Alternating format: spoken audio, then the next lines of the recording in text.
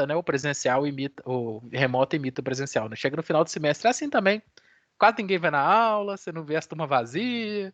Aí você fica assim, uai, o que que aconteceu com esse povo? Né? Mas, enfim.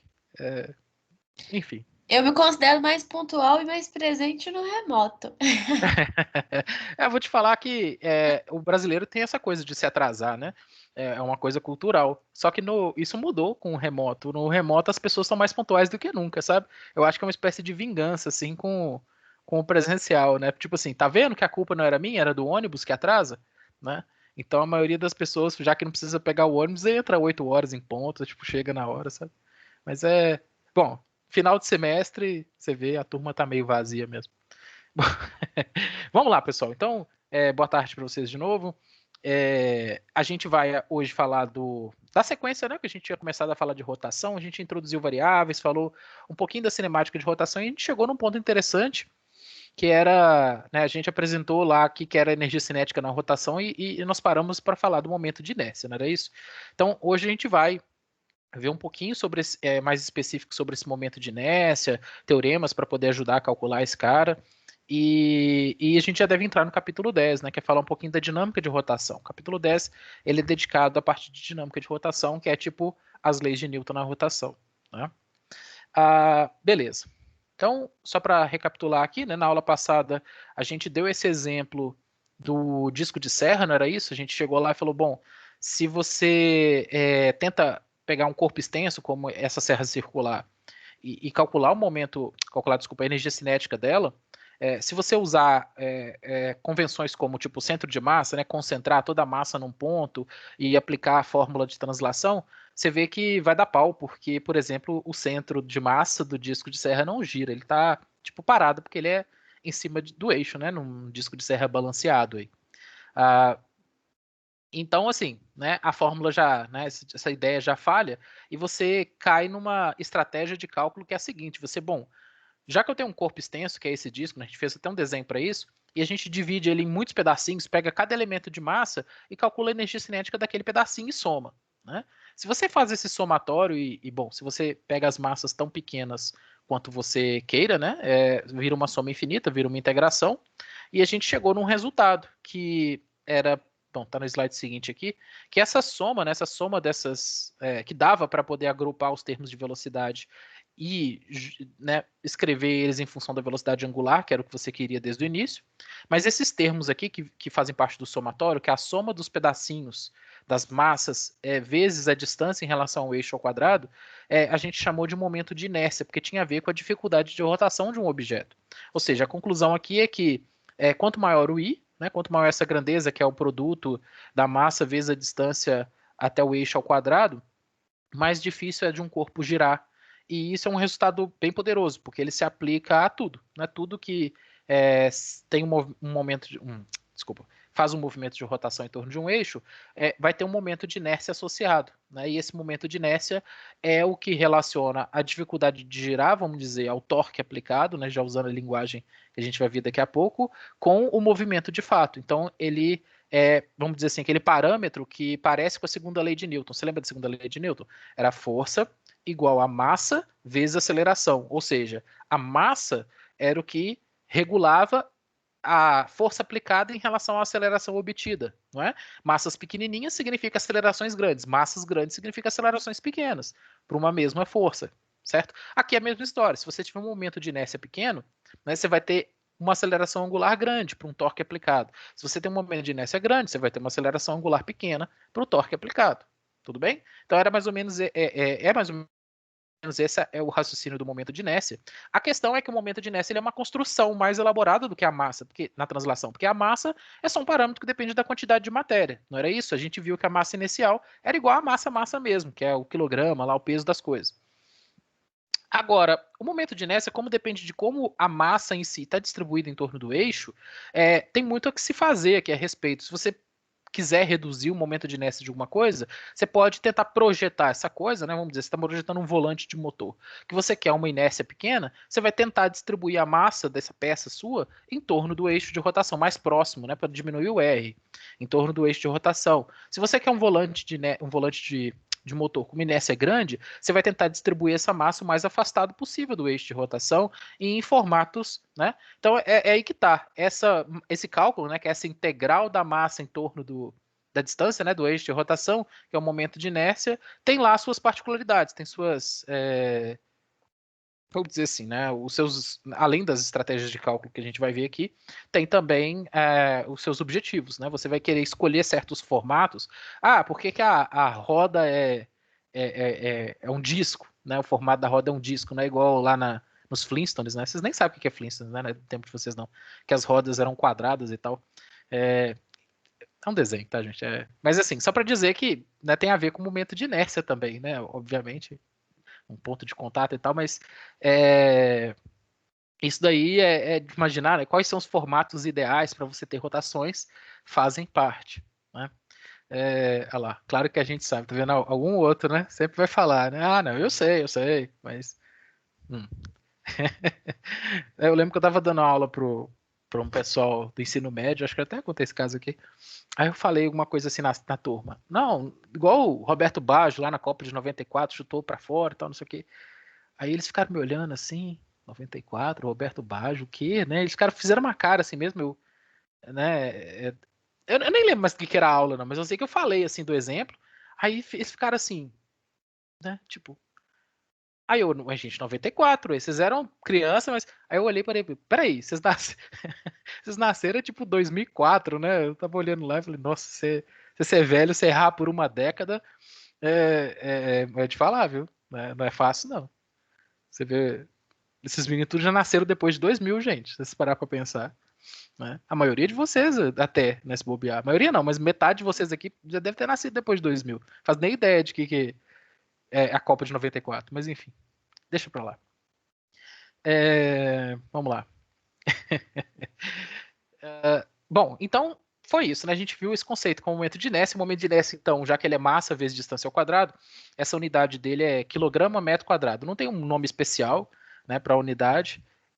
Então fica quilograma quando você nasceu desmercado fundamental. Parece que é até meu menino é de 2016, né? Tipo, para mim ele é um bebê ainda. Eu olho para ele, né? Mas ele já tá grande aqui, lendo, escrevendo, enfim, né? Fazendo conta. Ah, então é o seguinte, vamos falar dele, né? Vamos falar do cálculo do momento de inércia e assim. Tem algumas características importantes aqui nesse cálculo, né? Primeiro, é como que você vai fazer a consideração do corpo extenso. Então, em alguns momentos, né, em algumas estratégias de cálculo que você vai considerar, você pode pensar em distribuições discretas de massa, ou seja, quando você tem um sistema de partículas, aí que tá, né? A poder considerar corpos, né, tipo esferas ou discos, etc., como partículas, depende daquela situação, né? De você não, de que a simplificação, né, você concentrar a massa no centro de massa, não influencie, né, o resultado, ou seja, o que você está tentando estudar. Né? Vamos dizer, o movimento próprio de cada partícula do sistema, de cada objeto do sistema, não afetar a distribuição completa do sistema, então dá para imaginar uma coisa do tipo. Em rotação, antes você podia fazer essa substituição sem pensar. Né? Se você tinha um carro lá, que está indo a não sei quantos km por hora, está vindo um outro carro a tantos km por hora, você podia trocar por duas bolinhas e fazer a conta sem pensar em nada. Né? Agora, se tem um certo movimento angular envolvido, se algum dos carros está girando, enquanto. Bom, isso é esquisito. Mas, né, se existe um movimento de rotação envolvido, aí já não dá, né? Já não dá para fazer essa simplificação sem observar esse tipo de coisa, porque o formato agora, as distâncias em relação ao eixo, e partículas não têm distância, né, em relação ao eixo, fazem diferença, certo? Então, uma observação. Mas, bom, se você tem essas massas concentradas, né, por exemplo, se você quiser calcular o momento de inércia dos planetas em torno do Sol, dá para você pegar a massa de cada planeta, vezes a distância em relação ao Sol ao quadrado e multiplicar e somar, sem integrar, entende? Porque o formato esférico de cada planeta, pela distância que está em relação ao Sol, nem faz diferença. É como se a massa estivesse concentrada no centro de cada um deles. Então, entenderam? Nesse sistema de referência que é o eixo em torno do Sol, né, a rotação dos objetos dos planetas, no caso, elas são, bom, essa translação que eles fazem em torno do Sol é como se fosse um movimento de partículas mesmo. A rotação própria de cada um não influencia nesse cálculo, no momento de inércia desse sistema solar, tá bom? Agora, se você tem, por exemplo, um corpo que você põe para girar, sei lá, se você pega Acho que eu não tenho um livro aqui, um caderno. Mas qualquer coisa, né? Que você atravessa um eixo de rotação e coloca ele para girar em torno desse eixo, aí sim, né, a posição do eixo, o celular está sumindo na câmera, a posição do eixo que você coloca vai fazer diferença, né?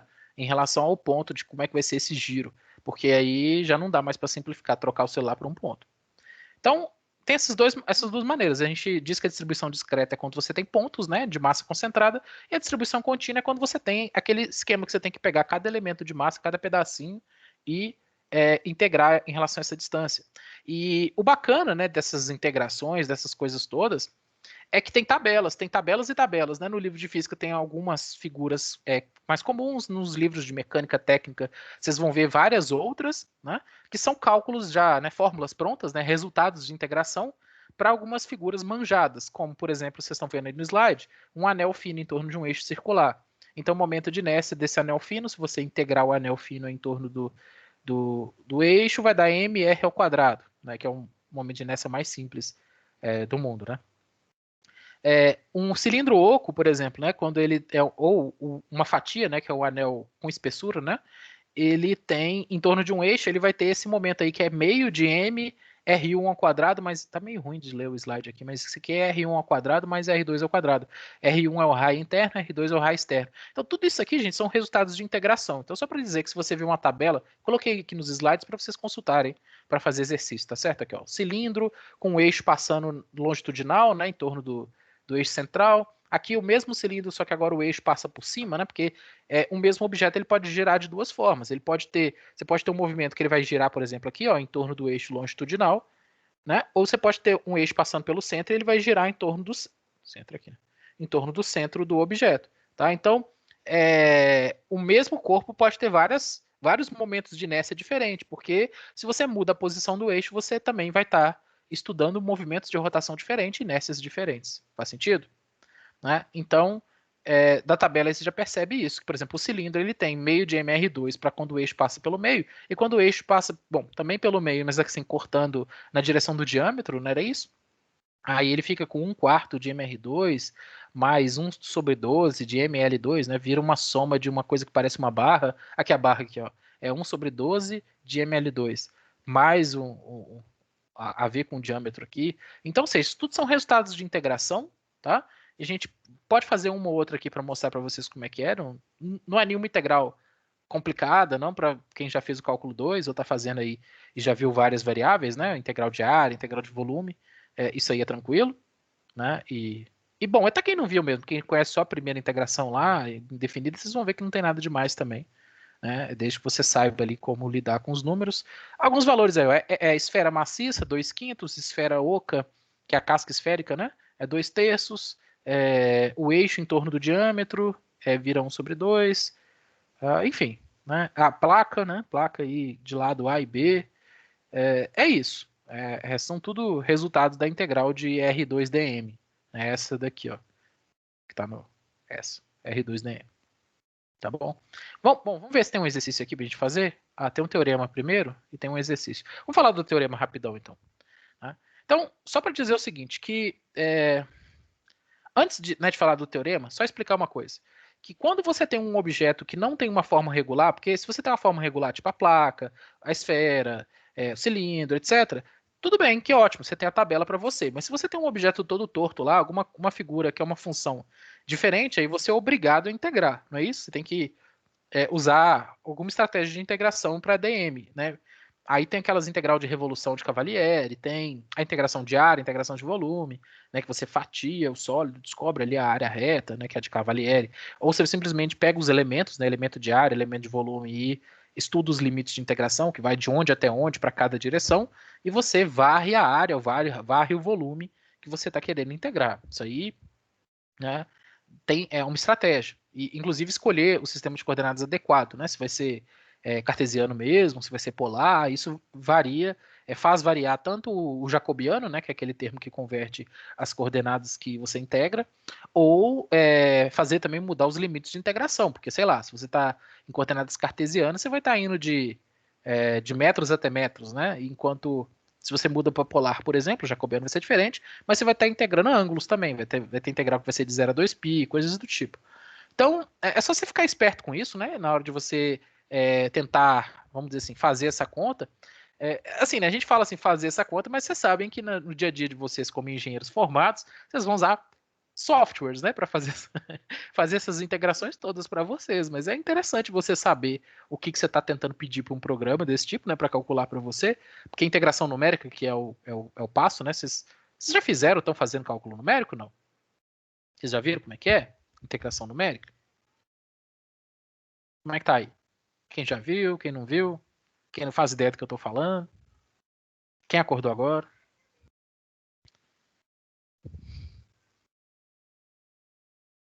Pode falar, gente. Não falem todos de uma vez, não.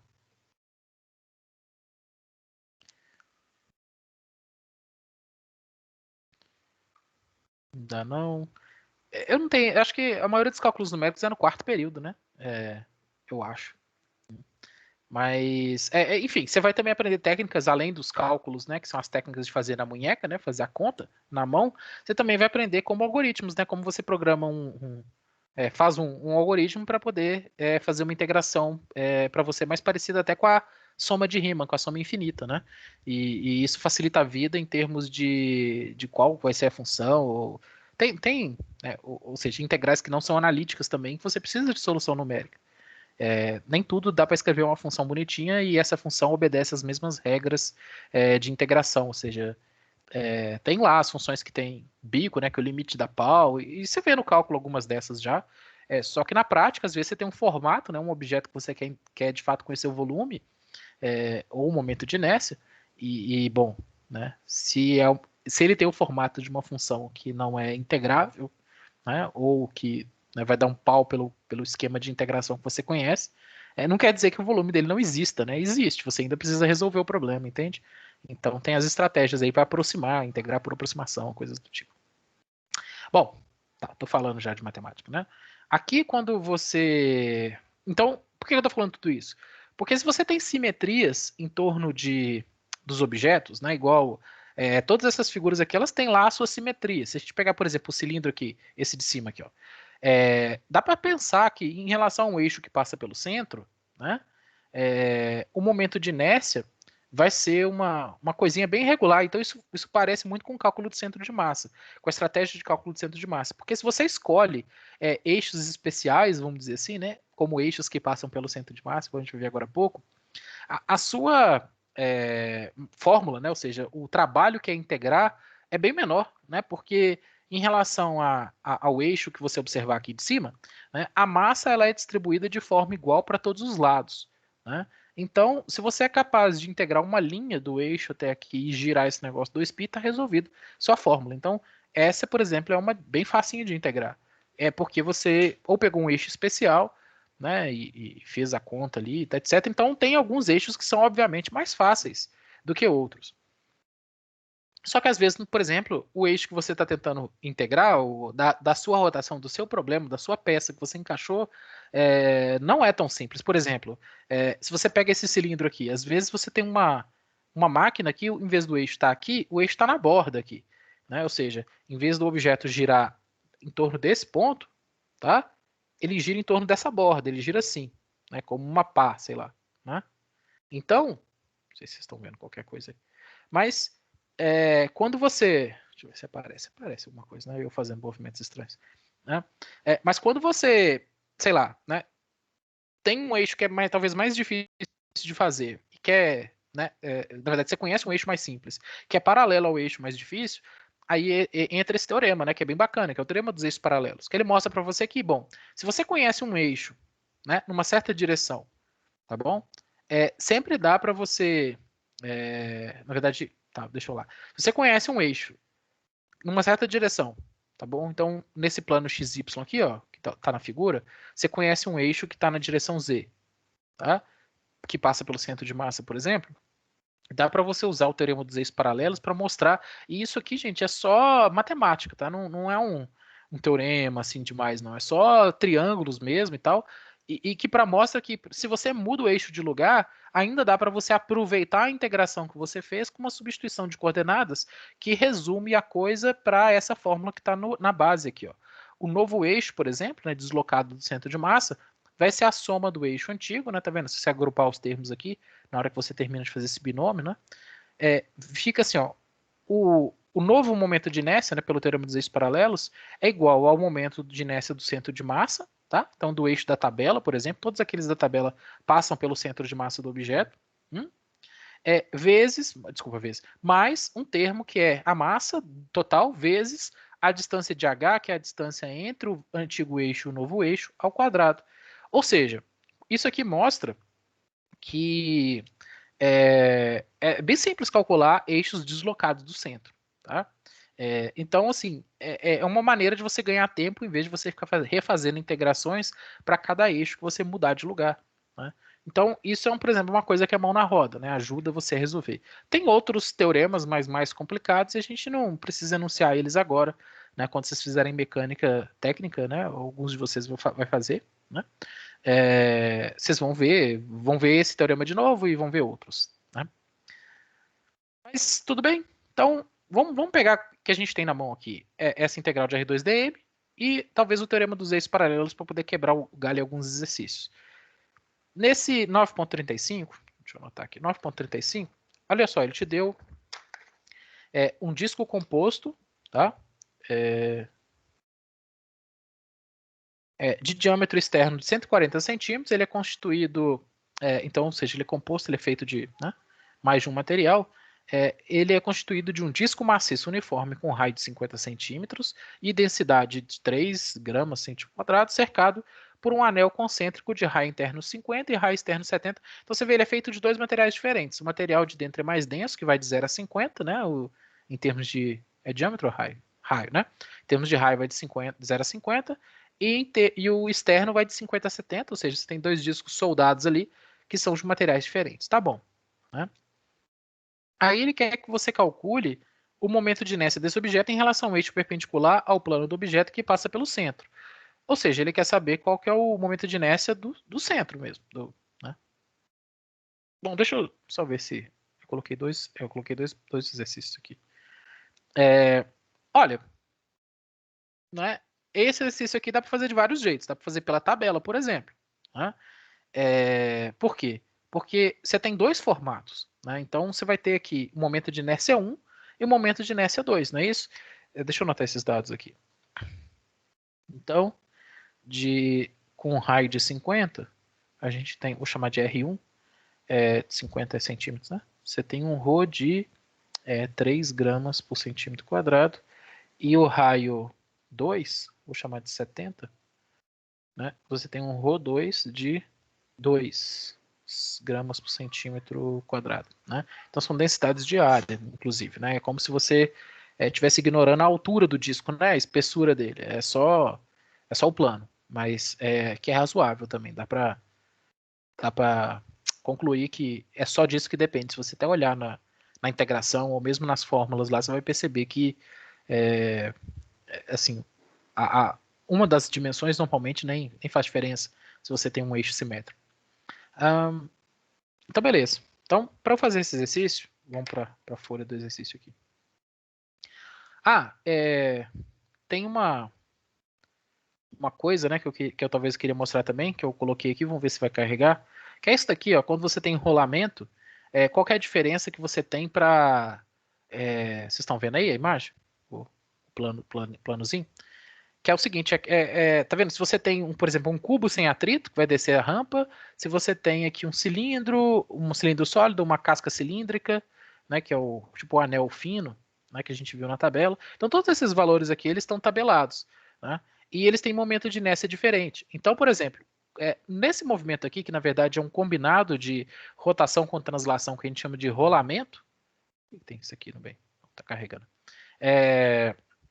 que chama de rolamento, você mostra o seguinte, que, bom, já que o momento de inércia de cada um desses objetos é diferente e o deslocamento, né, que eles vão fazer tem a ver com o ponto de contato que eles têm com a rampa, então quem girar mais devagar, porque vai ter um momento de inércia maior, também vai descer mais devagar, tá? Independente da aceleração da gravidade, da força que empurra ele para baixo.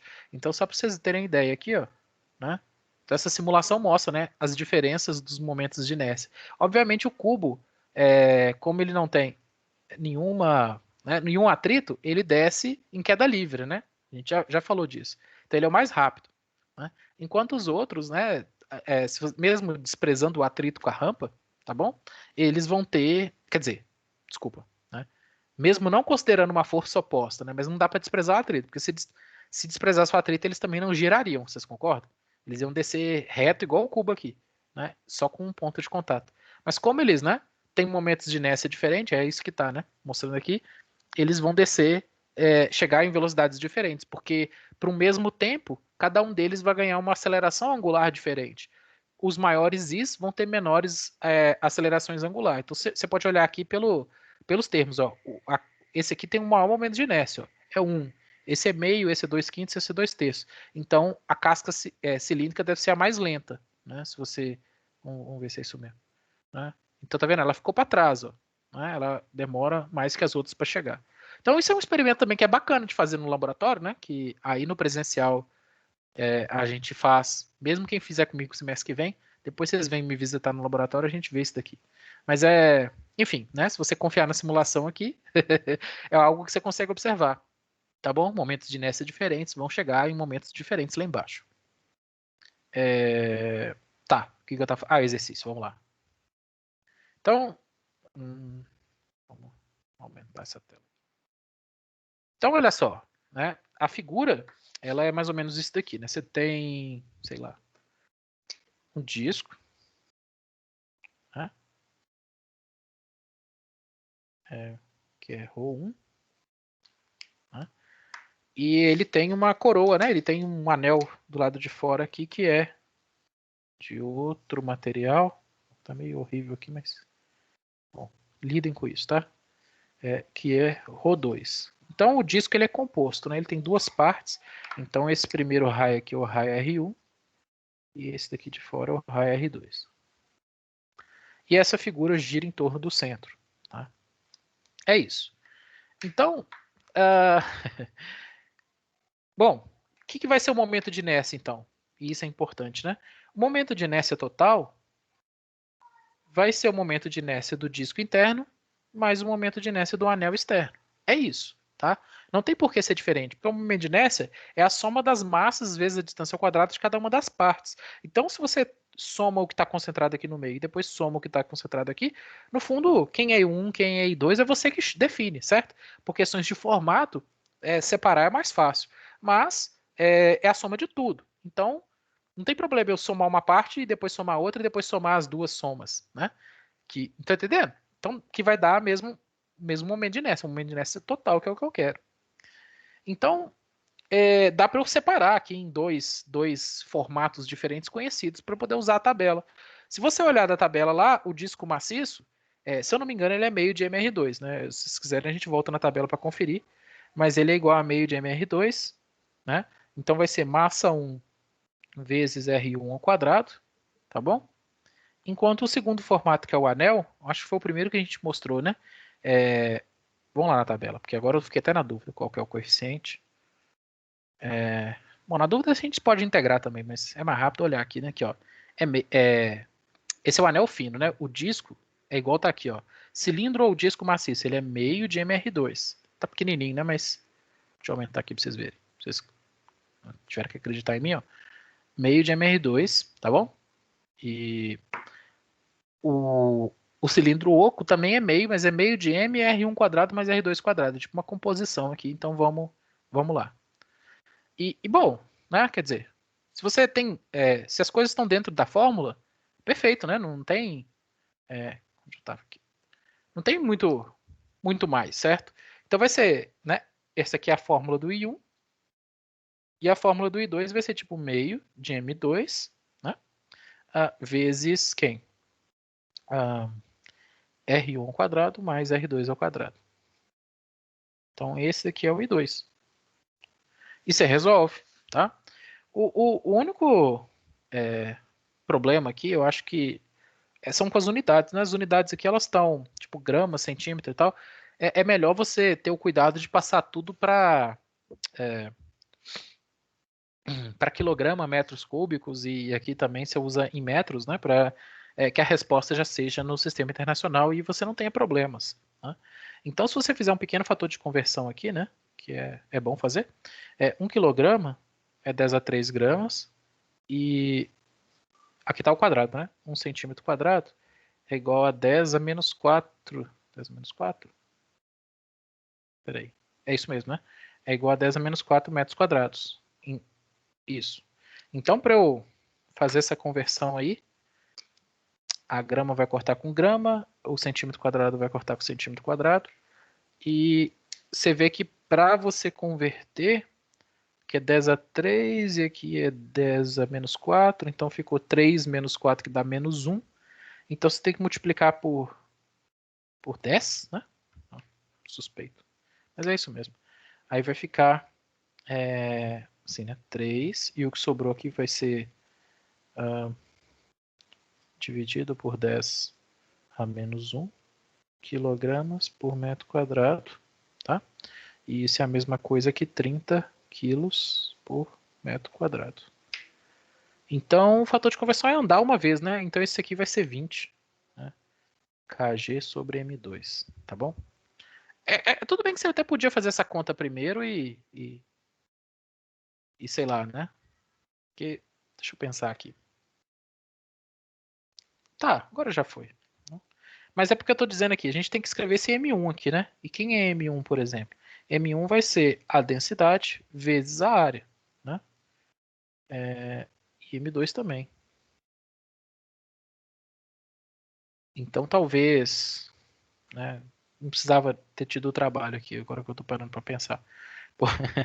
Porque aqui vai ficar 30, né? Desculpa. 30 kg M2, enquanto a área eu ainda nem calculei, então por isso que eu tô falando, podia ter feito antes em centímetros mesmo e depois multiplicado, né? Então vai ser φ, a área de 1 é a área do círculo, né?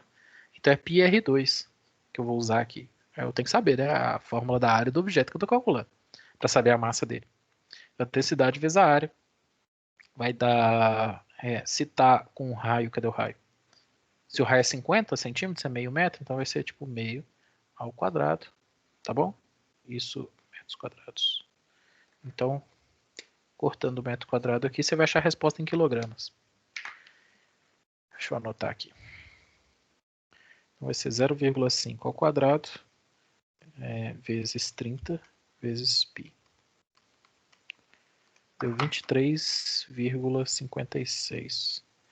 Então, vamos colocar aqui 23,6 quilogramas, que é a massa do disco de dentro, tá bom?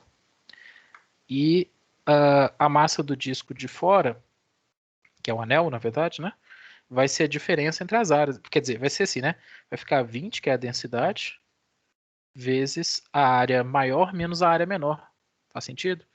Então, por isso que, né, eu dei mole. Se eu tivesse calculado a área aqui separado primeiro, eu poderia aproveitar alguns resultados, né?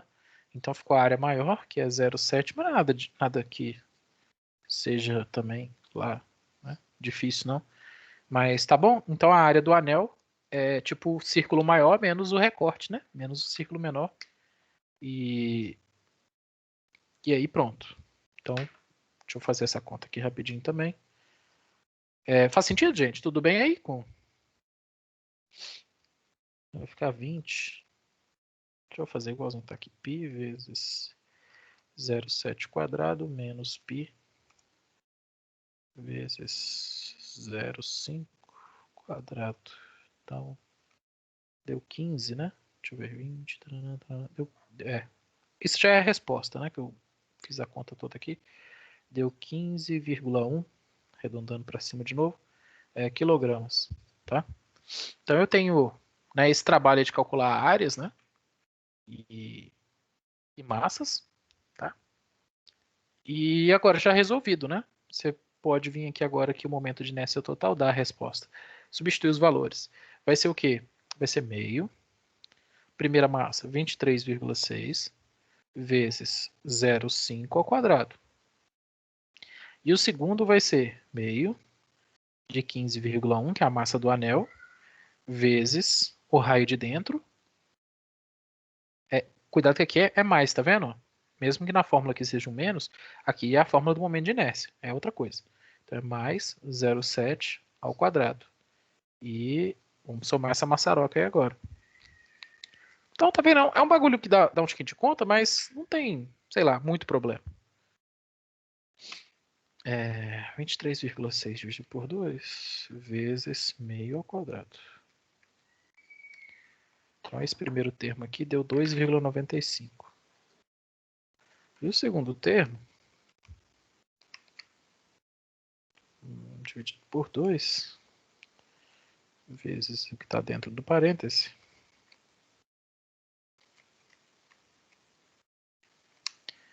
deu 5,58. Então, você repara, mesmo que tenha menos massa, né, 15 quilos a parte de fora e 23 a parte de dentro, olha só o momento de inércia, o tanto que é a mais. Por quê? Porque a massa está distribuída longe do eixo.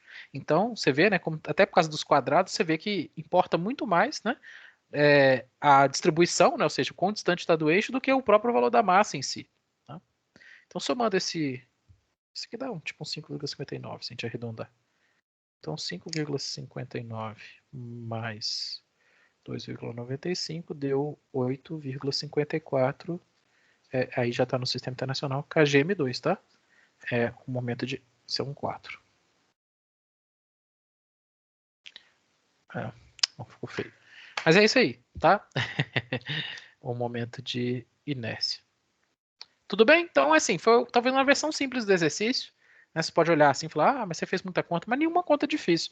Porque eu usei a tabela, eu usei o disco e usei o anel, as fórmulas, substituí os valores que eu precisava, a massa e as distâncias. A massa que deu um pouquinho de trabalho, porque eu tenho que lembrar dos formatos, né? A massa do disco vai ser a densidade dele vezes a área, e a massa do anel também, densidade vezes a área, as áreas que são fórmulas que, de novo, vêm de outras tabelas, mas nessa altura do campeonato vocês já sabem fazer isso, né?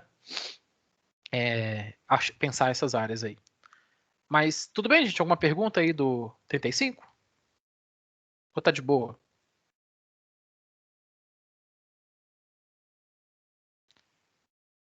Que isso aqui? Gabriel escreveu sim. Mas esse sim não é de agora. Ela consente, né? Então vamos fazer mais um, ver se piora.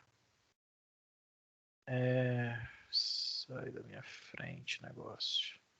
Aí.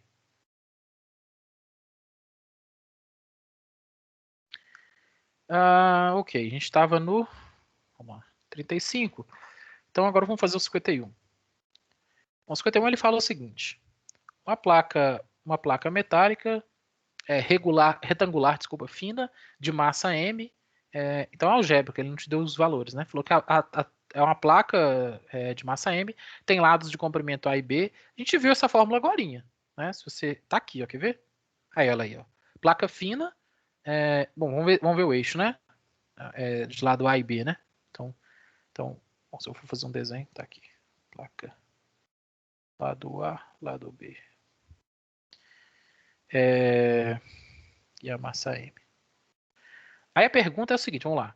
Use o teorema dos eixos paralelos, olha só, use o teorema dos eixos paralelos para determinar seu momento de inércia em relação a um eixo perpendicular ao plano da placa, passando por um de seus vértices. Então agora o giro não é em torno do centro da placa, é em torno de uma das beiradas. Tá vendo? Então aqui eu vou ter que aplicar o teorema dos eixos paralelos mesmo, porque, bom, aí de novo, se você parte do valor conhecido, né, que é o I do centro de massa, né, ele está na tabela. Só que ele não quer o I do centro de massa. Ele quer o I em relação aos vértices. Então, deixa eu mudar aqui para o desenho para vocês me acompanharem. Então, olha só. Aqui. Então, olha só. Esse é o I que ele quer que você calcule. Né? Ele quer que você calcule qual é o giro da placa em torno de um vértice. E para você calcular em torno de um vértice, o que você precisa pelo teorema dos eixos paralelos? Você precisa saber quanto que vale isso daqui, ó, que é a distância em relação... Vamos lá. O teorema, né, dos eixos paralelos diz que I é igual ao o valor do I no centro de massa mais a massa da placa vezes H ao quadrado. Né? Então, se você puder escrever esse H em função de A e B, você mata o problema, né? Porque a fórmula do centro de massa é conhecida. Né? E mesmo se não fosse, você poderia integrar. Então, bom, vocês querem fazer uma por integração aqui, só para ver? Vamos fazer esse I do centro de massa aí por integração? Deixa eu ver se a gente tem tempo. Tá, tem tempo. Então, olha só. Vamos dizer que o professor foi sacana, não colocou o formulário na prova, eu esqueci, né? A página do cachorro comeu, a página do livro que tinha essa, né, esse valor aí, e eu tenho que me virar com o que eu tenho. Então, eu vou ter que integrar. Então, vamos dizer que se eu fizer aqui esse I de centro de massa como a integral de R2dm, né, eu deveria obter a mesma coisa que está na fórmula. O que está algébrico, né, talvez fique até um pouco mais... bom, vamos ver, talvez até facilite, não sei. Porque às vezes quando você tem números é mais fácil, né, de você fazer contas, mas... Bom, se eu quiser integrar essa placa fina, o que eu tenho que fazer? Eu tenho que pegar cada pequeno pedacinho desse de massa aqui, deixa eu pegar uma outra cor aqui, cada elemento desse aqui dm, né? E como ele é uma placa, ela é uma área, né? Eu posso pensar o seguinte, que eu vou usar aquela estratégia que emprestada do exercício anterior. Se essa placa é uniforme, e eu acho que isso foi dito no enunciado, espero que tenha sido dito, vale a fórmula, né? Porque se a placa fosse mais grossa de um lado, mais fina do outro, entende? Se tivesse diferença de densidades, aí obviamente a resposta não ia ser igual da fórmula. A fórmula é para placas uniformes. Então, se a placa é uniforme, significa que o ρ dela, densidade de área é sigma ou é ρ que a gente estava usando? Bom, a gente usou ρ aqui, então vou continuar com o ρ. Agora que eu tô lembrando que normalmente a gente usa sigma, né? Outra letra. Mas não tem nada a ver, não. Que é igual ao quê? A massa total dividido pelo volume. Pela área que a placa ocupa. Aí, volume é, igual eu acabei de falar, o caso volumétrico. Tá, então, ou seja, quem é? Se isso vale para todos os pontos da placa, então é isso que tá, né? Se isso vale para todos os pontos da placa, para cada pedacinho desses, então você vai ter um ρ constante para cada dm sobre dA, né? Ou seja, dá para você imaginar isso daqui. Então, ou seja, eu consigo trocar essa integral em dm por uma integral em dA, olha só. Dá para eu fazer essa substituição aqui. Eu uso dm igual a ρ dA. Tá vendo? E o ρ ele é constante, ele pula para fora da integral. Então, por isso que é bacana fazer essa troca. Aí eu vou ficar com uma integral que vai ser a integral de ρ R2 dA. Né? E repara, né, que tanto o R quanto o ρ, né, depende da dependência, né? Nossa, depende da dependência, foi esquisito. Depende de como, bom, de certa forma da dependência, né? De como que você vai escrever essa integração aqui. Ou seja, se o ρ ele muda de acordo com a posição de dx dy, que é o meu dA aqui, né? dA é a mesma coisa que dx dy. Isso é uma integral dupla. Tá? Então ele tem que ficar dentro da integral. Eu tenho que, no caso, considerar ele na hora de fazer a soma infinita. Por isso que eu falei que se a densidade não for uniforme, você não pode fazer esse passo, né? Que é tirar ele da integração. E isso pode ser um problema em potencial para você, né? Em termos de consigo fazer isso sem um computador me ajudando? Né? Tá, então vamos continuar aqui a conta. Né? E, bom, aí de novo, se eu estou integrando em dxdy e eu vou integrar em dxdy mesmo, eu preciso de coordenadas aqui. Então eu vou dizer que, vamos fazer assim, né? Pode ser x e y. Agora eu tomei na dúvida lá na fórmula se ele chamou esse lado de A ou de B, mas isso no fundo não vai fazer diferença para a gente. Né? Vamos com esse sistema de coordenadas aqui. Então significa que eu vou estar varrendo nessa direção na direção X, vou estar varrendo nessa direção na direção Y. Deixa eu ver se o tempo está carregando ainda. Mas você já está vendo aí, Arthur, como é que tá? Porque às vezes eu estou falando aqui e não vi sua mensagem.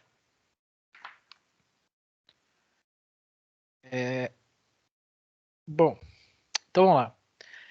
Para eu fazer quem é esse raio, esse R, né? R é justamente aqui, ó, um vetor ao quadrado, né? Tudo bem? Mas é um vetor que vai do centro até ao ponto aqui, que é a coordenada dessa massa. E, bom, se você olhar, né, em termos, né, quem é R2, né, nas coordenadas x e y? Nas coordenadas x e y, R2, né, se a origem estiver bem aqui, né, então o meu eixo x começa aqui e o y vai por aqui, ele vai ser igual a um certo x quadrado mais y quadrado. É tipo o módulo, né, do vetor distância, né? O R é assim, né? Raiz de x2 mais y2. Mas como aqui aparece R2, eu posso usar simplesmente essa substituição, ó, né? E Bom, então eu vou fazer isso e vou escrever essa integral dupla, tá? Olha só que bacana. Vai ficar... Bom, deixa eu rho aqui ainda. No lugar de R2, eu vou trocar para x2 mais y2. No lugar de dA, eu vou trocar para dx dy. E deixa eu colocar a segunda cobrinha aqui logo. E aí eu vou estar integrando primeiro, tá? Por a questão de que eu escolhi mesmo, dx depois dy. Então, o meu x, ele vai... Olha só, meu sistema de coordenadas está no centro. Então, repara que ele vai de menos b sobre 2 até b sobre 2, porque o comprimento da placa é b nessa direção e o centro está bem aqui. Então, esses limites de integração têm a ver com em relação ao que eu estou medindo. Se eu estivesse pegando em relação a esse eixo aqui, ó, meus limites de integração seria de menos b até zero e de menos a até zero.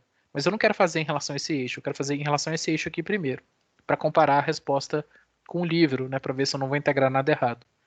E eu espero que eu não integre nada errado, mas às vezes acontece. Então vai ser menos b sobre 2 até b sobre 2, e aqui vai ser menos a sobre 2 até a sobre 2, os limites de integração. Vocês conseguem olhar para isso aqui e ver que eu estou varrendo essa placa? Né? Então eu estou partindo daqui. Então Então, daqui... por que é duas integral mesmo? É porque você está integrando em duas direções diferentes, olha só. É o elemento de área. E o elemento de área é o produto de dx vezes dy, né? Ah, Tá bom? Então é uma das estratégias como é que fala? De integração aqui, né? Eu poderia fazer uma integração simples na área ou uma integração dupla na base vezes altura, né? Ou seja, nas duas direções. E eu escolhi essa segunda estratégia, porque eu queria escrever meu R em função de x e y, sabe? Então, é tudo uma questão de, né, colocar as mesmas variáveis para serem integradas. Tá vendo? Essa integral ela é solúvel porque tudo aqui dentro é x e y, tá vendo? Porque se você tem uma função implícita, se você tem um R que é função implícita de x e y, aí não dá para resolver explicitamente desde que você conheça a função R. Entende? A situação é um pouco a ver com aquele negócio de derivada implícita, né? Que é a regra da cadeia. Se você tem alguma variável, né, uma função que é, na verdade, um R que é a função de x e y, por exemplo, que é o caso aqui, e você deriva ele em relação a dx, aí você ia ter que pegar a componente que é y e fazer vezes dy dx, ou seja, ia ficar em função de um termo que eu não conheço. Né? Então é o cuidado que você tem que ter quando você tem uma função de várias variáveis para resolver, né? Tanto R quanto o dA no caso. Tá? Se tivesse uma maneira simples de escrever o raio em função da área, e tem, né? Eu poderia fazer uma integral simples. Só que aí o limite que não ia ficar simples, tá? Porque a fórmula que eu conheço que relacionar raio com área envolve outra coordenada que não é a x e y, né? E aí já mata o problema. Bom, é isso, né? Quer dizer, a motivação, né? Pela qual isso aqui é uma integração dupla. Bom, se a gente for resolver essa integral, a gente obviamente tem que resolver a de dentro primeiro, que é o dx, e depois a gente resolve o que sobrar integrando em dy, tá? Então, é independente. Então, se eu for pensar aqui do lado de dentro, vai ficar uma integral de x2 dx e vai ser integral de x3 sobre 3. E a integral de y em relação a dx, y é constante em relação a dx, tá? Então, em relação a dx vai ser um y2x, tá? E isso tudo avaliado de b sobre 2 até menos b sobre 2. Então, essa daqui é a integração de dentro. Tá? É a primeira integração. E vai ser igual a... Bom, aqui é uma função ímpar, né? Então, o sinal do expoente vai sobreviver. Então, significa que isso aqui vai matar, né? Vai ficar assim, ó. B ao quadrado sobre 3 elevado ao cubo, pelo teorema fundamental do cálculo, menos b ao quadrado não, ao cubo, né? O que eu estou fazendo aqui? Ao cubo, sobre 3. Então, quer dizer, é o contrário do que eu falei, né? O sinal aqui vai dar menos com menos vai dar mais, ó. Né? Porque você está levando ao cubo, você não vai trocar o sinal. E vai somar. Então, esse termo não cancela com esse, ele soma com esse. E aqui, também, aqui você vai ter um termo que é... Então, vai dar duas vezes isso daqui, né? Substituído. Faz sentido? O outro termo vai ser ó, y2 vezes b sobre 2 menos y2 menos b sobre 2. Então, menos com menos dá mais, vai dar duas vezes também. Então, o resultado dessa integração aí vai ser... Ai, Jesus. O B3, 2 elevado é 8, 24, né? Então, vai ficar B3 sobre 24 vezes 2 mais y2 sobre 2 mais... Então, aqui vai ser b sobre 2, aqui também vai ser b sobre 2, então vai ser y2b, tá? Então, ufa, né? Então, aqui você vê que o 1 sobre 12 já começou a aparecer aqui, né? Que era o que deveria aparecer lá na fórmula. Tá, continuando, né? Agora isso daqui é meu integrando, né? Da integral de fora. Então, a integral de fora, que é o que sobrou, vai ser ρ menos a sobre 2 até a sobre 2 de B3 sobre 12 mais B vezes Y2 dy. E acabou o papel. Vamos para o próximo aqui. Então, bom, vamos lá. Então, Y do centro de massa. Ô, gente, se vocês notarem algum cálculo errado, vocês me falem, porque eu tô meio rápido aqui. Então, às vezes é útil, né? Corrigir antes de piorar a situação. Aqui vai ser B3Y sobre 12. E aqui vai ser... Você vê que é simétrico, né? Os resultados.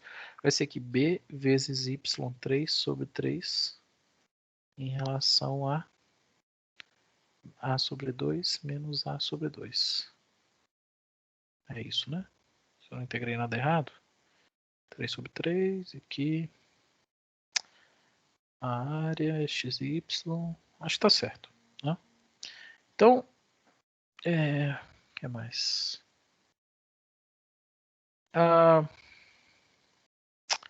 Bom, deixa o ρ aqui, depois a gente fala dele.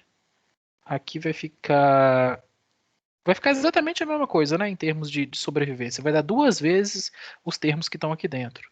Então, o primeiro vai ser B3 vezes A sobre 12, né, porque o A sobre 2, com esse A sobre 2 vai dar A, né, o primeiro termo. E o segundo termo vai ser duas vezes isso daqui. Então, vai ser B vezes A3 sobre 12, né? Se eu não estou fazendo nada errado. Deixa eu pensar aqui. Deixa eu fazer rápido demais. Sobre 8, 8, 24, dá 12. É isso mesmo. Tá? Então, é aquele resultado simétrico que a gente até falou que ia obter, né? Então, o segredo para escrever isso aqui, né, algebricamente parecido com aquele A2 mais B2, tem que botar algumas coisas em evidências aqui e cortar, né? Então, se você reparar, onde que mora o x? Tá, a resposta está... x da questão, né? Está no ρ aqui, porque o ρ, ele é nada mais do que a massa sobre a área, né? E a área da placa é A vezes B, é base vezes altura, não era isso? Então, vai ser assim, ó. Vamos escrever logo, né? Aqui, AB, base vezes altura. E então aqui, ó, deu certinho, que bom. Botando AB em evidência, né? Vai ficar aqui, ó, B2 sobre 12 mais A2 sobre 12. Aí, tá vendo, gente? O professor tá velho, né? Da Copa de 94 e tal, mas ele ainda lembra como é que integra. Aí corta aqui e vai dar 1/12 de M A2 mais B2, tá? Que é igual tá na tabela. Quer ver? Tabela.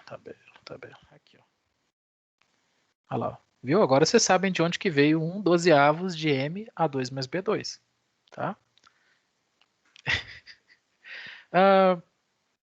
Mas ainda assim, tudo isso, né, foi só para mostrar uma coisa que você já tinha, ou seja, estou gastando o tempo de vocês, né? O que é importante aqui agora, né, mas tá bom, vamos lá. É interessante saber, porque vai que, né, uma situação aí que você precisa tirar uma integral do bolso, tem que ser alguma coisa do tipo, né? Né, assim, tem que valorizar o departamento de matemática. Eles tiveram um maior trabalho para ensinar você a integrar, para você depois nunca mais fazer nenhuma. Pensa bem. Né? Tá bom. Então, olha lá. Se eu tenho I do centro de massa, mas pelo teorema dos ex-paralelos, a minha pergunta é, eu quero resolver isso daqui. Eu quero saber quanto que vale I, na verdade. Né? Vocês ainda lembram do enunciado? O enunciado era esse aqui. Ó. Você queria calcular esse eixo. Então, você precisa desse H. Então, mais matemática, né, gente? Olha só. Teorema de Pitágoras, dá para ver? Deixa eu fazer um desenho melhor aqui. Ó. Sem ângulo, sei lá. Né? Você tem uma placa retangular. Aqui está no centro, aqui está no vértice que você quer medir. E você quer essa aresta aqui, que é essa distância. E você sabe quanto que vale esse lado e sabe quanto que vale esse lado. Mas melhor do que isso, né? Você consegue saber quanto que vale esse lado e quanto que vale esse lado. Esse lado aqui é A sobre 2 e esse lado aqui é B sobre 2. E esse é o H. Não é? Então, o teorema de Pitágoras nesse troço aí, ó. Quem é H quadrado? É a soma dos catetos ao quadrado. Ó. Vai dar B2, né, que eu já ia citar uma música de 1992 aqui, né, mas não vou. Tudo bem? Então, a soma dos quadrados dos catetos. Bom, se você... Agora está tudo em função de A e B e massa, né? E acabou o problema. Então, o I vai ser igual a 1 sobre 12 avos M A2 mais B2, que é o resultado que a gente obteve agorinha, mais M vezes... Quem é H2? Bom, é B2 ao quadrado... Bom, tá tudo ao quadrado aqui, né? A2 sobre quadrado. Vamos fazer uma conta aqui logo? Vai dar o quê? Colocando, bom, em evidência aqui vai ficar 1 sobre 12 avos, né? Mais, olha, aqui você tem 2 ao quadrado dá 4, né? Aqui também, então vai ficar 1/4 em evidência, né? Então mais 1/4, e tudo aqui é igual, é M A2 mais B2. Então na borda, né, né, você vai ter um momento de inércia que é esse 1/4 maior aqui. Colocando aqui, fazendo, né, o mínimo, né? Aqui você está multiplicando por 3 para chegar em 12, vai dar 3 mais 1/4 dividido por 12. Então vai ficar 1/3 de M A2 mais B2. Essa é a resposta. Tá? Isso é moleza, né? Né?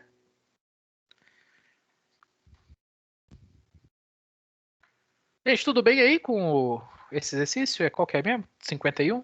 Né? Então, no início aqui não é bem o exercício, a gente só fez uma demonstração, que é para mostrar que a fórmula que está na tabela é resultado de uma integração. Então, a gente, né, começa o exercício a partir daqui, né? Então, aqui é o seguinte, se você é capaz de calcular o H em função de A e B, com o teorema de Pitágoras dá certo, acabou. Né? Aí é só questão de organizar bonitinho e fica um terço. Tá? O que é interessante já de perceber nesse exercício, e que também faz parte dessa coisa toda, do teorema, então vamos voltar lá no teorema rapidinho, para a gente encerrar. Encerrar, talvez. Era bom de falar um pouquinho de torque, né, hoje ainda. Mas vamos ver aqui. Aqui, ó, o teorema. Né? Uma coisa que talvez interessante você perceber é o seguinte, que, olha pela fórmula. A fórmula diz que qualquer eixo, tá aqui, né? Qualquer eixo vai ser... Cadê meu cursor, gente? Aqui. Qualquer eixo I vai ser igual a um certo I do centro de massa mais uma grandeza que é sempre positiva. Porque M é sempre positivo e H também ao quadrado, né? Tudo bem? Mas o H também é sempre positivo. Qual que é a conclusão? A conclusão é que o melhor eixo, a recíproca, né, dessa conclusão é que o melhor eixo para um objeto é um eixo que passa pelo centro de massa, porque ele melhor no sentido de menor inércia, né? Então a menor inércia, esse teorema demonstra isso, né? Que a menor inércia que um objeto tem é sempre no centro de massa, porque qualquer outro eixo que você pegar que seja deslocado, excêntrico, né, que seja fora do centro de massa, ele vai vai ter um certo termo mH2, que pode ser pequeno, pode ser grande, mas sempre é maior do que zero. Então ele vai ter um termo mH2 que vai somar o momento de inércia que ele já tinha do centro de massa e vai dar um eixo maior. Então isso é, por exemplo, o problema que acontece quando você acerta a roda do seu carro num buraco. delícia, né? Se você amassa a roda do seu carro, você vai desbalancear essa roda. O que significa desbalancear essa roda? Significa que você vai afetar a distribuição da massa em torno do eixo. E o momento de inércia da roda agora vai mudar. Na verdade, dá para pensar assim, que o centro de massa da roda vai deslocar do centro. Tá? Então, o que isso significa? Significa que a roda antes girava, né, ou seja, o eixo coincidia com o centro de massa da roda. Só que depois que você, né, barbeiradamente acertou a roda num meio fio, sei lá onde, no buraco, e mudou a distribuição de massa da roda, né, se você somar as contribuições das massas, ela não dá mais no centro exato onde a roda está encaixada no eixo do carro. O que isso significa? Que ela vai girar com um momento de inércia um pouquinho ligeiramente maior do que ela tinha antes. Ou seja, você vai gastar mais combustível, né? Porque você vai fazer mais força, mais torque para aquela roda girar ao mesmo tanto. Vai ter diferença entre os dois lados, vai ter vibração, né? Porque se você vai girar em torno do. Você não vai girar junto com o centro de massa, vai ter uma. Bom, vocês vão ver isso, né? Vai ter uma diferença. É como se fosse um impulso, né? Na direção que é a diferença. Então, seu carro vai ficar trepidando, né? É o efeito. Cada giro ele vai dar um kick para cima, né? Então, né? Tipo Flintstones mesmo, como a gente estava falando, daquela aquela roda quadrada, né? E, enfim, né? Acho que todo mundo já deve ter tido uma experiência similar né? Ou já deve ter percebido esse tipo de coisa num carro, né? Bom, aí tá. Como é que você desbalanceia um carro? É claro que se você estragar sua roda muito, você precisa de uma nova, né? Você precisa tipo, derreter ela e fazer outra, né? Mas tem muitas estratégias para você reparar sem ter que alterar, né? Sem ter que, sei lá, reforjar, pegar uma roda nova. Que é, por exemplo, né? Você pode usar uns pezinhos, né? Acho que moto Tipo, tem muito isso. né? Assim, Eles põem no carro, é eles põem do lado de dentro da roda. exato. É mais suscetível, né? Porque se for pensar, o aro da moto, né? É muito mais fácil de amassar do que o aro do carro, né? Então, assim, essa trepidação que vem, né, do desbalanceamento é muito comum, né, na bicicleta, numa coisa que é menos rígida, né, em termos de pancada, né? Então, vamos lá. No carro, qualquer, né, roda, no final das contas, que gira em torno ali do eixo que é fixo, você quer voltar o centro de massa para a posição original. E você pode fazer isso acrescentando mais massa do lado oposto aonde está o... Quer dizer, seria do mesmo lado, né, se você está falando de um amassado para o lado de dentro. Porque quando você aproxima a massa do centro, né, o que vai acontecer? O momento de inércia do outro lado vai ficar mais forte, porque a massa vai estar distribuída mais distante do eixo, então o centro de massa vai deslocar na direção, na verdade, oposta ao momento de inércia. Então tem uma diferença para os dois lados, né? Como a massa se aproximou do eixo, o centro de massa vai deslocar naquela direção, entende? Né? Agora, o momento de inércia, como ele é maior com a distância, né, ele vai ficar maior do outro lado do que desse lado de cá, né, a distribuição. Então, essa diferença entre a posição, né, ideal para o momento de inércia que é calculada em função do centro de massa. Então, você põe essa roda amassada numa máquina que vai girar e vai perceber pela vibração aonde que você tem que colar os chumbinhos, né? Onde você tem que colocar o peso e quanto peso você tem que colocar. Então, no fundo, o que aquela máquina está fazendo quando você dá um teco assim, na verdade, umas são automáticas, né? Ela mesma gira a roda na velocidade que ela quer e mede o momento de inércia. E ela sabe que, bom, pela massa da roda que foi posicionada ali, o momento de inércia tinha que ser X, não Y. Então, ela, pela vibração, ela consegue perceber aonde e quanto de massa você precisa completar para que sua roda gire lisinha de novo. Entende? Então, assim, isso é mais. Se for uma micro deformação, uma coisa que a olho nu borracheiro não vai conseguir ver, ele vai só colocar aquilo na máquina e vai colocar mais massa na sua roda e te mandar embora. Né? Como essa massinha a mais nem é tão assim relevante, ou seja, não é tão problemática contra o fato do momento de inércia ter subido, né? Porque ela vai subir, porque pensa, a massa vai aumentar. Mas o tanto que vai aumentar é muito pouco comparado à vantagem que é voltar com a roda para o centro, né? Voltar com o eixo para o centro de rotação.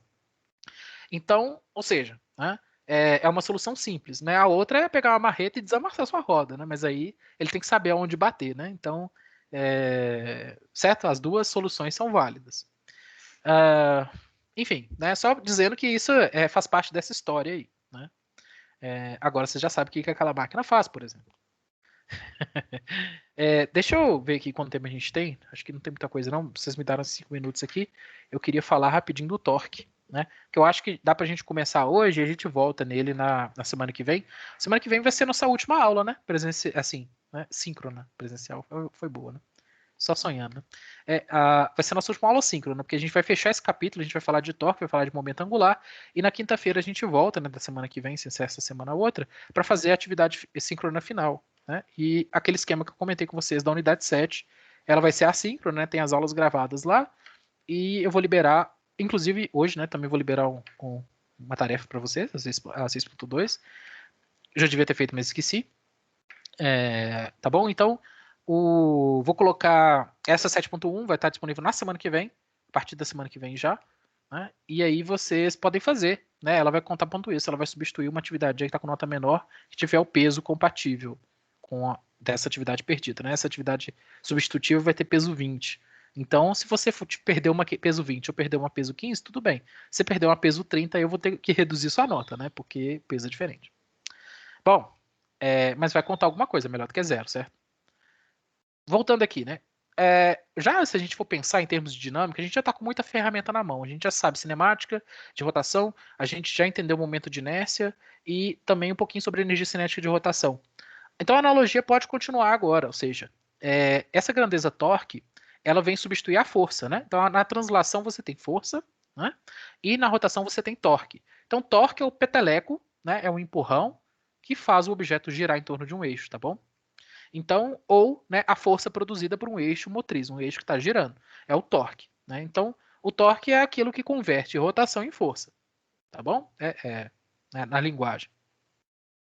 Bom, então eu queria, na verdade, definir essa grandeza torque e mostrar para vocês o seguinte, que ela tem umas características diferentes. Ela é um vetor, mas ela é um vetor que, se você tivesse nessa figura, já tem aqui, ou está na próxima. Esse negócio está meio enrolado, hein? Não, tá. Então, é porque eu queria começar já do final. Eu queria dizer para vocês que o torque é um produto vetorial da força aplicada no ponto vezes a distância em relação ao eixo de rotação. Então, vamos começar do básico, que é o exemplo da porta. E, bom, né, dá para você. Esse é um experimento caseiro, bem fácil de fazer, porque a maioria das casas tem, bom, pelo menos uma porta. Tá? Então, se você pensar aí na porta, como é que a porta funciona?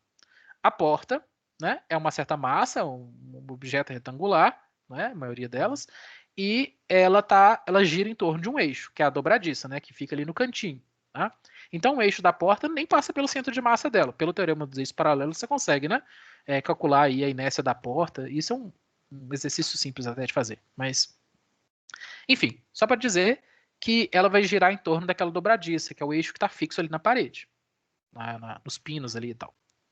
Bom, a questão é que para essa porta entrar em movimento, ela tem uma certa inércia, né? Ela tem um certo momento de inércia, e para ela abrir com uma certa aceleração angular, obviamente eu tenho que aplicar uma força, tá bom? A questão é que o que você percebe, né, posso dizer assim, né, do dia a dia, né, ou pelo menos como as portas são construídas, é que a maçaneta da porta tem duas características principais. A primeira é que ela tem que te permitir que você exerça uma força que está fora do plano da porta, tá certo? Imagina que a porta é um plano XY. As forças que são suficientes, né, os vetores de força que servem para abrir a porta, eles não podem ser só componentes x e y.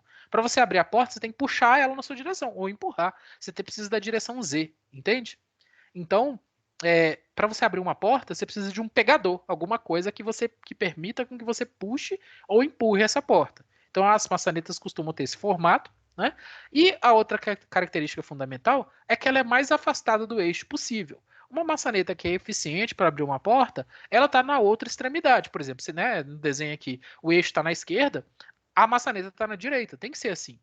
Né? Por quê? Porque quanto mais distante do eixo de rotação, né, maior o torque. Né?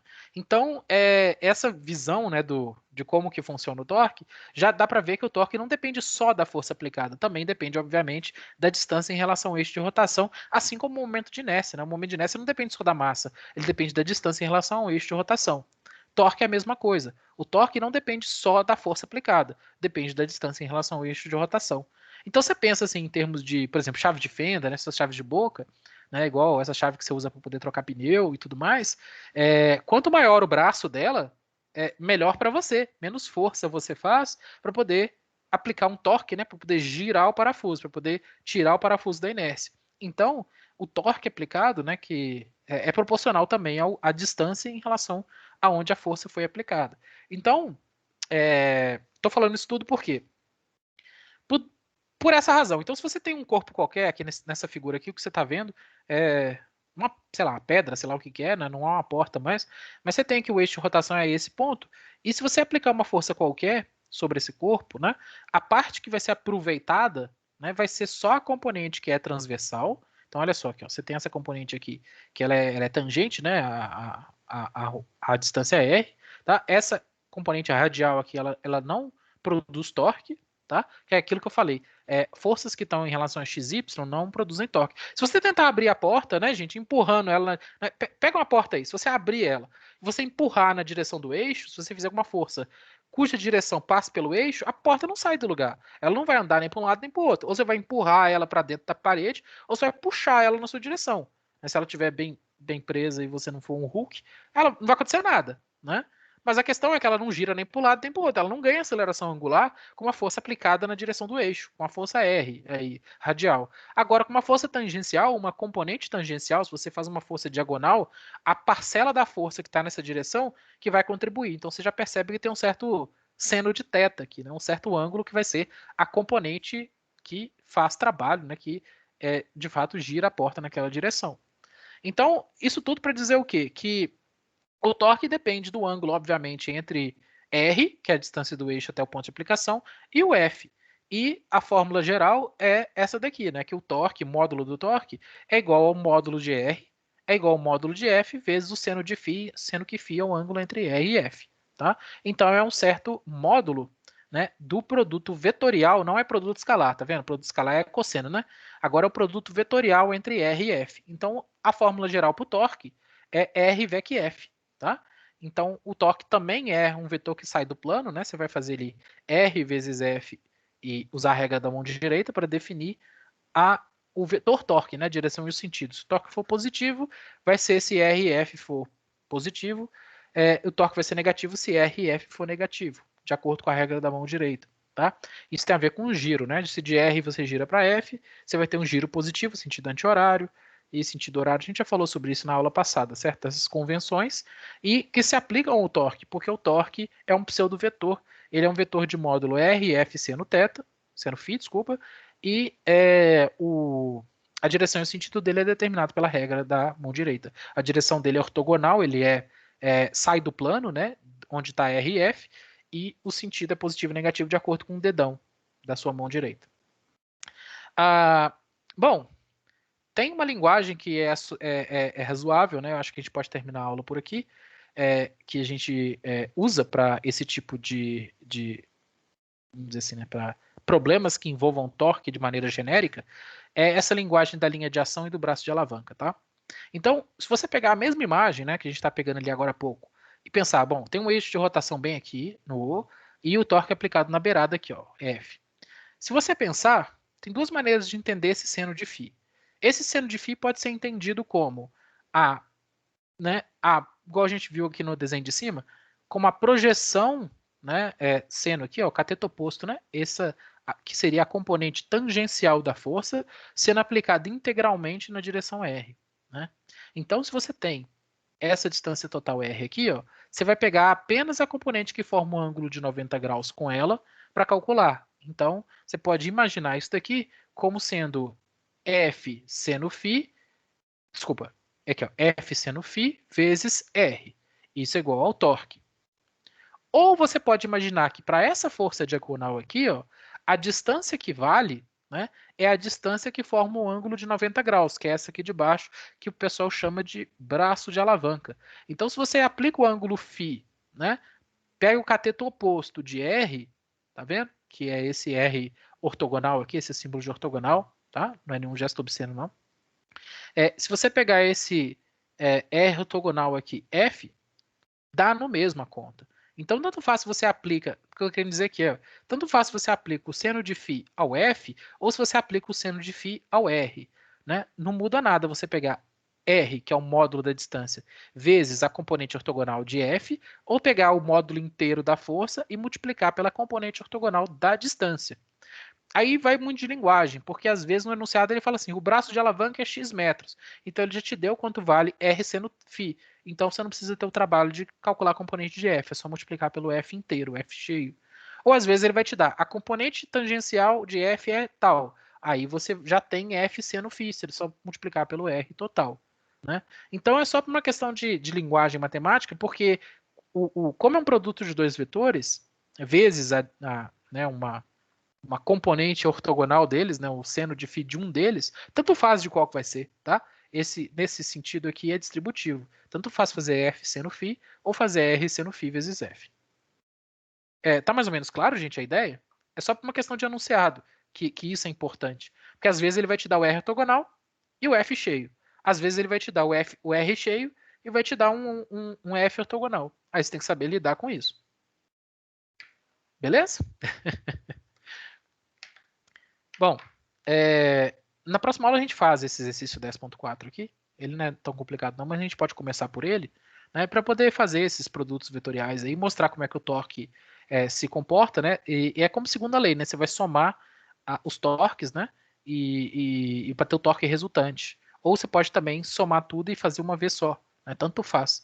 Essa coisa das leis de Newton também vale aqui, tá? Então vamos deixar esse exercício para a semana que vem. E eu nem sei se eu tenho ele gravado. Porque se eu tiver gravado, eu até coloco lá. Mas é porque eu não tenho pressa mesmo para fazer. E o importante é que vocês consigam fazer as tarefas, não é isso? A gente já tem a tarefa 6.1 que eu adiei para essa semana, por causa da pergunta que tem sobre o momento de inércia. Então, como a aula de hoje foi sobre o momento de inércia, acho que vocês já vão conseguir entregar a tarefa 6.1 sem muito drama. Tranquilo, né?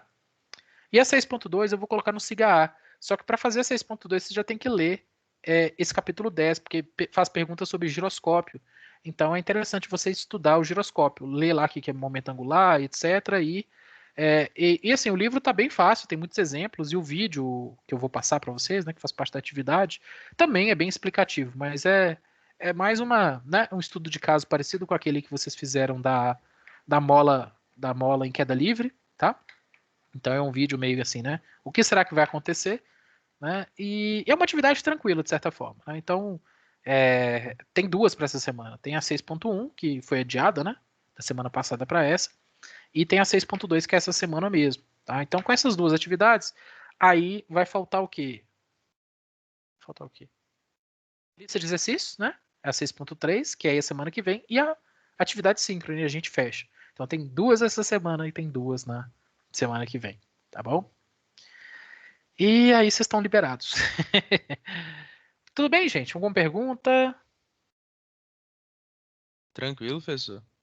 Então tá bom. Então nós estamos na reta final aí. É só dar mais um gazinho aí de uma semana que vai dar certo. Bom, então fica assim, senhores, senhoras. Boa tarde para todo mundo. E na terça que vem a gente se encontra, né? E aí a gente vai ter aula na terça e vai ter aula na quinta também, que a gente volta para fazer a atividade. Na terça-feira eu passo para vocês direitinho como é que vai ser, né? Mas deve ser grupo, então se vocês já têm grupo de estudos aí, nós estamos aí com 30 oficialmente 41 alunos, não sei, mas que vem, que participa mesmo é menos, né? Então a gente vai ter grupos de 3, 4 alunos, provavelmente até no máximo uns 10 grupos. Vai ser muito parecido com o trabalho. Mas se vocês quiserem manter o grupo, bem. Se não, não tem problema não, podem mudar. Mas é porque eu já espero que na terça-feira vocês já pensem isso, na quinta já chegar com um grupo formado, para vocês ganharem tempo, né, para fazer a atividade. É isso aí. Então, fiquem bem e até terça que vem.